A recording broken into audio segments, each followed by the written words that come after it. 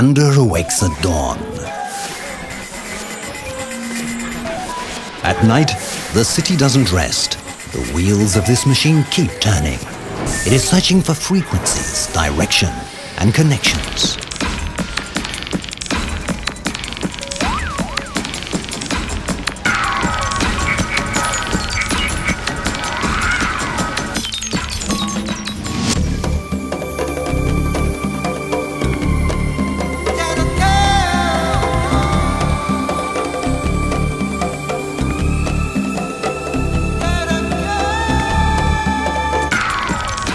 Night and day, all night and all day, the metropolis keeps its ears to the ground, listening, thinking, and working. What does Luanda do during these hours? At night, the street lights are burning and the city is in full motion. There are people and work that don't stop. They are preparing for the following day. And as day breaks, noisy, strong and astute, Luanda vibrates with rhythms. A mixture of pleasure and work, of colorful and powerful sounds. From Ingombota to Viana, the city talks, grumbles and shouts.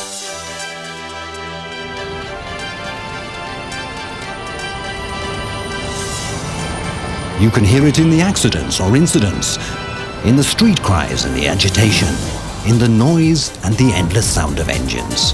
Luanda is every day and at every hour immersed in the overriding sound of life.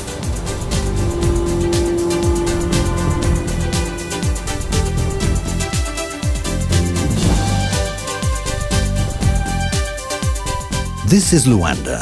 It talks, it communicates, and it passes on the word.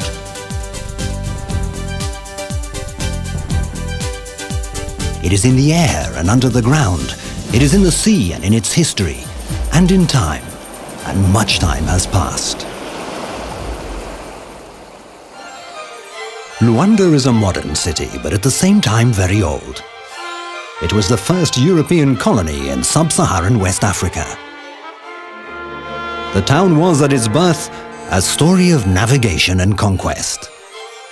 From the sea, at the behest of Don Sebastião, came Paulo Dias de Novaes. He came full of dreams of gold and silver. He came with the expectation of the luxury of precious metals in deposits or mines in the vicinity of Cambamba, a pipe dream, because none of it was true. And with dreams of great wealth, Novaes arrived on these beaches and was named first governor and conquistador of the Kingdom of Angola. He commanded 7 ships, 400 soldiers, and 100 colonial families.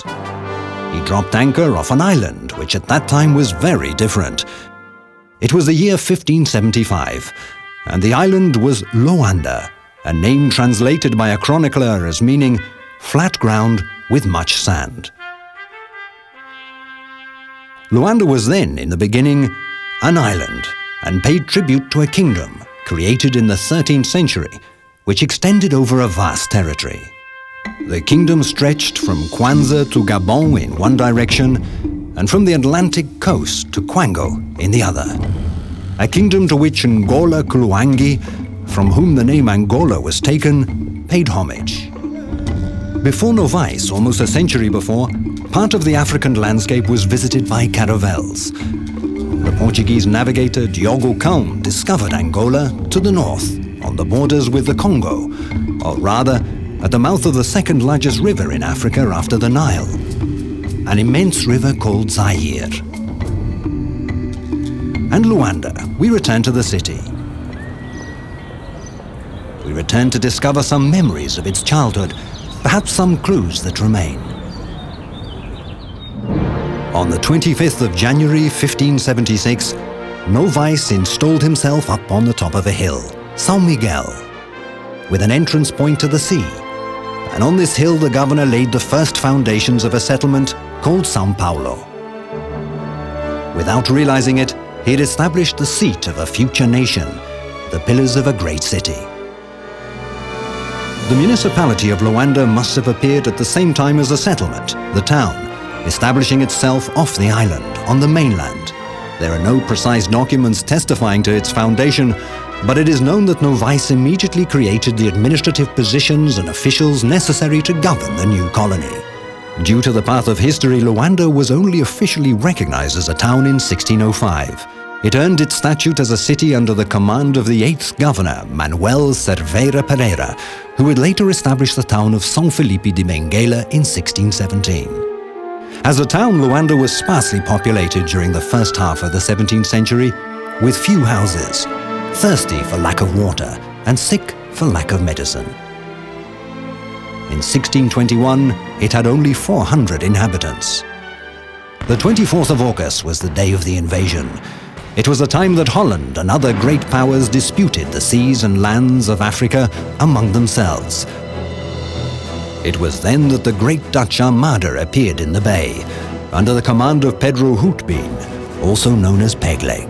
Luanda ran for cover and sought refuge in Masangano, a defensive town where Paulo Dias de Novaes passed away on the 9th of May, 1589.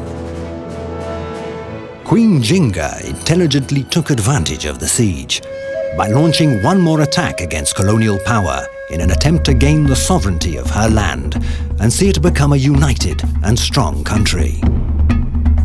From the 20th century onwards, the world changed radically. Colonial Europe entered a new phase of history.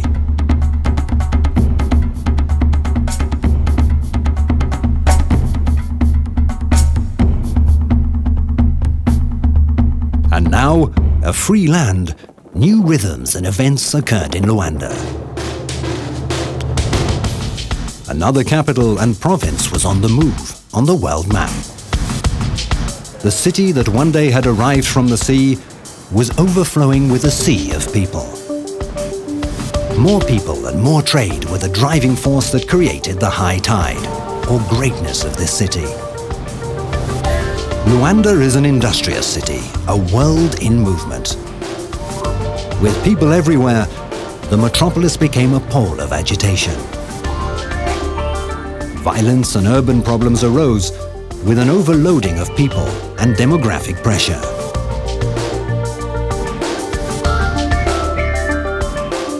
While it's true there were problems, there were also plans and decisions to put the town rapidly on the map as one of the most beautiful cities in Africa and the world.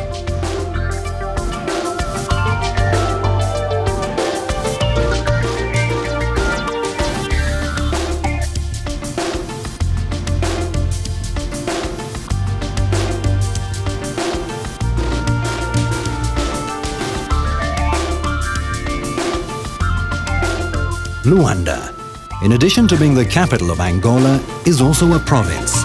It is the seat of a government that defines and limits urban expansion. It promotes projects such as Luanda Sul and Nova Vida, adopted a new housing policy. It renewed the layout of the streets and gardens.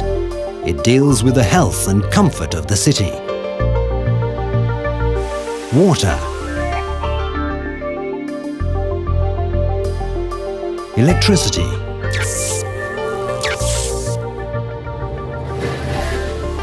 refuse, public transport,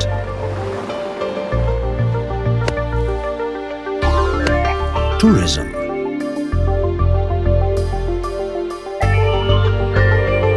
environment, and other infrastructures.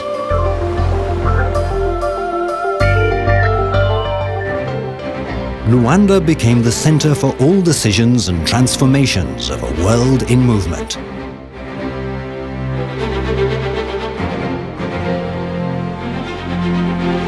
A president elected by universal suffrage, along with the government and other institutions, defined the destiny of a city and a country after a difficult past.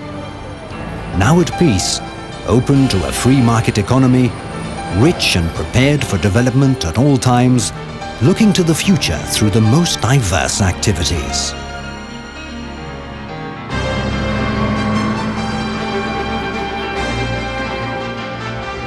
Today, Luanda is alive and modern, strong and optimistic, ready to meet the challenges of time. and there are many who foresee a rosy future in the short term. Luanda as a province is run by a governor and vice-governor who control productive, economic, social, technical and community aspects. To implement this, there are 9 municipal administrators, delegations and departments, men and women who work under the motto of "Together for a better Luanda." And this is how Luanda is driving forward with a dynamic administration, a port of entry and departure, and an active historical and economic center. Today, the city and province have launched themselves into the far-reaching future, on a par with globalization, based on its indices of wealth and the graphs of its economic resources. The truth is, the city has much to offer those flying in or arriving by other means of transport. To the question of where to stay, Luanda has modern hotel complexes.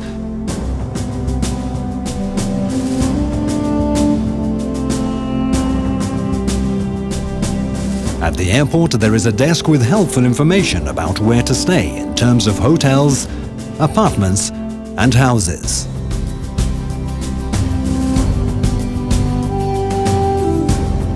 There's the fortress of São Miguel, which today houses the Armed Forces Museum, symbolizing the first bastion of defense against maritime attacks and uprisings by the Angolan people.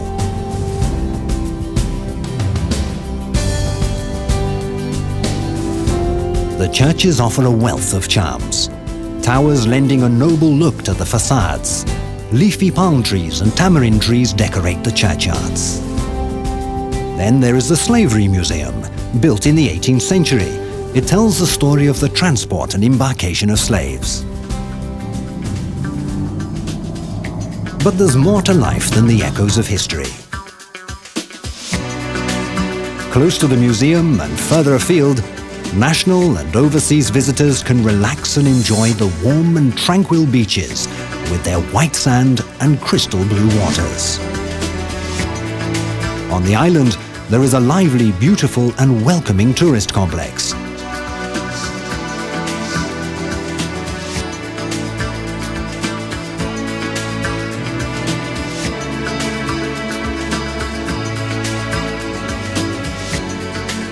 And a place where you can see fish, catches, and men throwing nets just as if time had stood still.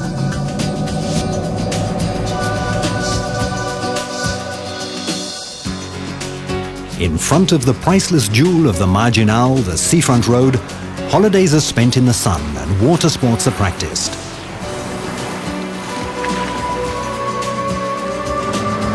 It is a unique place, lined with hundreds of shady coconut trees, bathed in warm waters lapping over white sand. And outside Musulo, a forest planted by the heavens in the sea. We are immersed in silence broken only by the sounds of Angola's rich nature, so close to Luanda.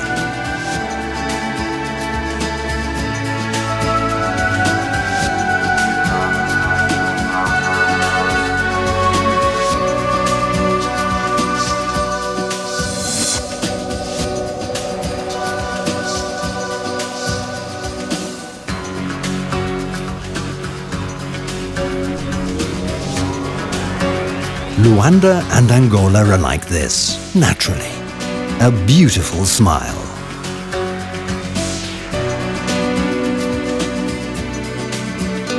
The best of Luanda, however, is its people.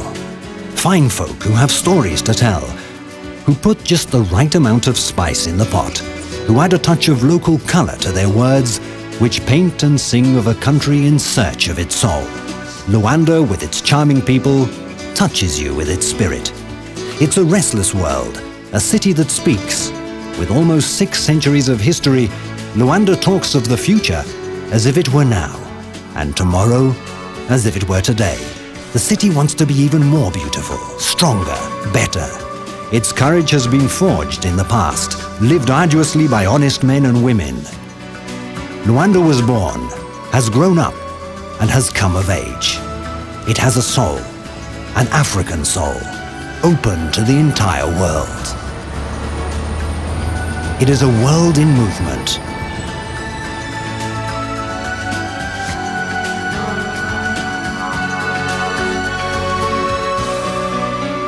Now, during the calm night that will give rise to a new day, the city that does not sleep, the city that is born at twilight, deserves to rest at last.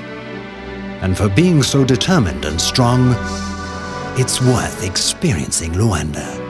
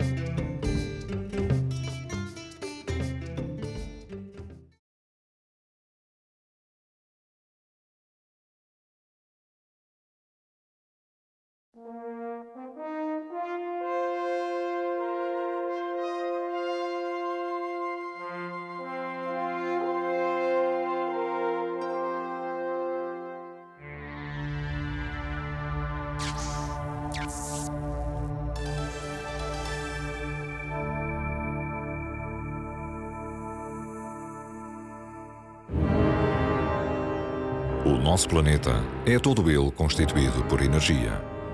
Ao longo dos tempos, o homem nele transformou matérias orgânicas em energia. Desenvolveu e construiu sociedades, tendo por base a sua engenharia.